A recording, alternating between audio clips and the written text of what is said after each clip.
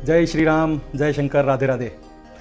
सत्संग में कई बार हम सुनते हैं ना कि ठाकुर जी हमारे साथ कई बार खेलते हैं। जब भगवान का हम पे ध्यान नहीं होता ना, तो भगवान हमारे मन माफिक सारी चीज़ें करते रहते हैं, हम जो चाहे होता रहता है। लेकिन जब भगवान का हम पे ध्यान हो जाता है तो फिर वो हमारे साथ खेलते हैं। कोई भी चीज़ आसानी से नहीं देते, इवन अपने मंदिर के दर्शन तक भी आसानी से नहीं देते।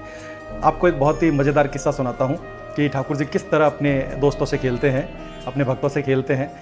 घटना मेरे साथ की है, सुनी सुनाई नहीं बता रहा, थोड़े दिन 10 दिन पहले की है।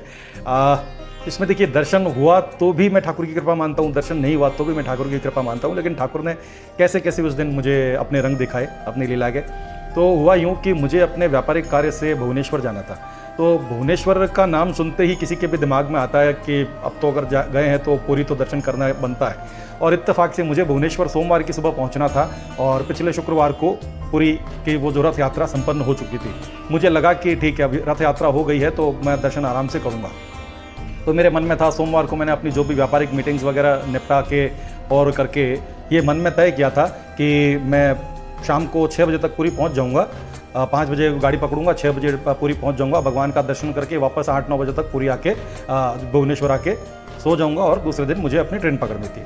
तो और जो कैब वाले हैं, ऑटो वाले, वो भी यही सलाह दे रहे थे कि आप ऐसा कर सकते हैं। लेकिन इस दरमियान मुझे एक जन ने कहा कि साहब, आप तो दिन में अगर जाओगे तो बहुत भीड़ मिलेगी, भयानक भीड़ मिलेगी, पाँव रखने की जगह नहीं है, आप कोशिश करो थोड़ा लेट जाओ अगर आपके पास समय है तो। मैंने कहा ठीक है, मेरे पास पूरी रात का समय है। मैंने कहा रात को कब तक दर्शन रहते हैं? उसने कहा कि पूरी रात दर्शन चालू रहते हैं, आप कभी भी जाइए। मैंने कहा बहुत अच्छी बात है। साधन कब तक जाता है? कि साधन भी हमारा जाता है रात को 11 बजे तक चलता रहता है। मैंने कहा ठीक है। तो पूरी रात की बात थी। फिर एक ऑटो वाला मिला, उसने कहा साहब 11 बजे तक दर्शन चालू रहते हैं, आप 11 बजे से पहले पहुंच जाना। मैंने कहा ठीक है, कोई बात नहीं। अब देखिए, मेरा जो 6 बजे का प्रोग्राम पहुंचने का था वो क्रॉस हो चुका था, वो मेरा कैंसिल हो गया। अब मुझे 6 बजे तो दर्शन नहीं होने थे क्योंकि वो मेरा दिन गया। ये भगवान की मर्जी, ठीक है। अब मैं 8 बजे एक कार के थ्रू, वहाँ सवारी गाड़ी चलती है, कार के थ्रू मैं पूरी पहुँचा। और पूरी पहुँच के जब उधर गया तो मतलब जो माहौल मैंने भगवान का वो पूरी में देखा, वैसा माहौल मुझे याद नहीं है मैंने लास्ट कब देखा हो। इतना जिंदा माहौल, इतना भव्य माहौल, इतना डिवाइन, इतना दिव्य कि मेरे पास उस माहौल को बताने के लिए शब्द नहीं है। रात के लगभग उस टाइम में 9:30-10 बज चुके थे, लेकिन माहौल चारों ओर भजनों की स्वर लहरियाँ गूंज रही थी। सैकड़ों ठेले वाले अपना कुछ बेच रहे थे, हज़ारों भक्तगण आ जा रहे थे, लाइटें जगमगा रही थी। मतलब जैसे उस माहौल में एक आत्मा रोशन हो गई हो और आँखों को एक ऐसा नज़ारा देखने को मिला जिससे आँखों की मतलब एक तड़प है, आँखों की प्यास है, वो न जाने कितने सालों के लिए बुझ गई हो। इतना प्यारा नज़ारा मैंने अब तक नहीं देखा था। ये पुरी का प्रभाव था। और पुरी के लोगों का क्या कहूँ, उनके चेहरे पे जो सादगी झलकती है और दिखता है कि यार ये कितने सच्चे सीधे भले लोग हैं। तो वो उस माहौल में मैं अपने आप को धन्य महसूस कर रहा था। तो मैं मंदिर की तरफ बढ़ने लगा। अब ठाकुर जी गुंडीचा मंदिर में रहते हैं उस वक्त तक, क्योंकि तो मंदिर के बाहर बैरिकेड्स लगे हुए थे। मैंने पुलिस वालों से रास्ता पूछा तो पुलिस वालों ने कहा अभी तो दर्शन बंद हो गए। मैं चौंक गया। मैंने कहा दर्शन बंद कैसे हो गए? 11 बजे तक की बात थी। कि नहीं साहब, अभी तो दर्शन बंद हो गए और रात को 2 बजे दर्शन खुलेंगे और अनाउंसमेंट्स भी बराबर चल रही है 2 बजे की। मेरा दिमाग ख़राब। मैंने कहा ठाकुर जी, मैं 6 बजे दर्शन नहीं कर पाया, अब जब 10 बजने को आ रहे हैं अभी मैं दर्शन नहीं कर पा रहा हूँ, रात को मैं 2 बजे तक कैसे इंतज़ार करूँगा? इतनी भीड़ में मैं कहाँ ठहरूँगा, कहाँ रुकूँगा? होटलें लबालब 4 घंटे के लिए मैं कहाँ बैठूँगा और किस तरह से? मेरा दिमाग थोड़ा सा अपसेट हो गया था। मैंने कहा प्रभु, पहले के दर्शन गए, अभी के भी दर्शन गए। मेरे मन में आ रहा था कि मैं अब तो वापसी जाता हूँ, कोई बात नहीं, किसी और दिन पूरी करेंगे ठाकुर जी के दर्शन। आज लगता है मेरे भाग्य में नहीं है दर्शन करना।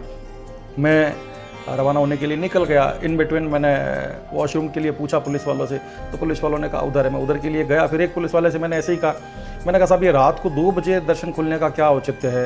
ये उन्होंने कहा नहीं, दर्शन तो अभी खुले हैं, ये देखो लोग जा रहे हैं थोड़ी थोड़ी संख्या में। मैंने कहा ये कैसे? अभी तो बंद हो गए। कि नहीं दर्शन तो खुले हैं, जा रहे हैं। मैं भागा धड़ाधड़, वो बैरिकेड्स बने हुए थे, इधर उधर ऐसे यू शेप में घूमते हुए जाना पड़ रहा था।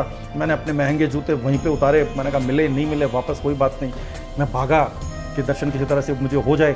और फिर पुलिस वालों ने रास्ते में रोका कि अपना मोबाइल नहीं ले जा सकते। मैंने कहा ये तो बड़ी प्रॉब्लम वाली बात है, इतना मैं वापस घूम के जाऊँगा मोबाइल जमा कराने के लिए तो बड़ी समस्या हो जाएगी। मैंने उनसे विनय किया, मैंने कहा साहब आप ही मेरा मोबाइल पकड़ लो, मुझे दर्शन करने दो।